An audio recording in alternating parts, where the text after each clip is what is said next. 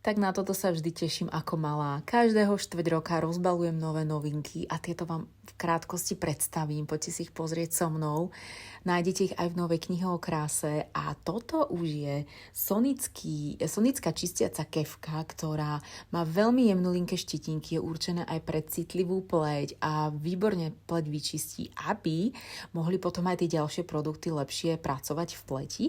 No a má druhú stranu, ktorá je vhodná na hrejivú masáž, na zapracovanie sér a má takýto chutný stojanček, takže na toto už sa teším, ako v kúpeľni budem skúšať. Fanorama maskara vo prevedení predlžujúcom a predlží naše riasy. A to budú panoramatické myhalnice. 2 výživné oleje v 2 krásnych farbičkách, ktoré sa vám v minulosti veľmi páčili. Obsahujú 9 výživných olejov a tie pery výborne hydratujú. Toto je to, čo práve v lete potrebujeme a veľmi sa teším z týchto očných tieňov v tyčinke. Na jeseň sa po nich zaprášilo, teraz sú v matnej verzii, takže to bude líčenie jedna balada.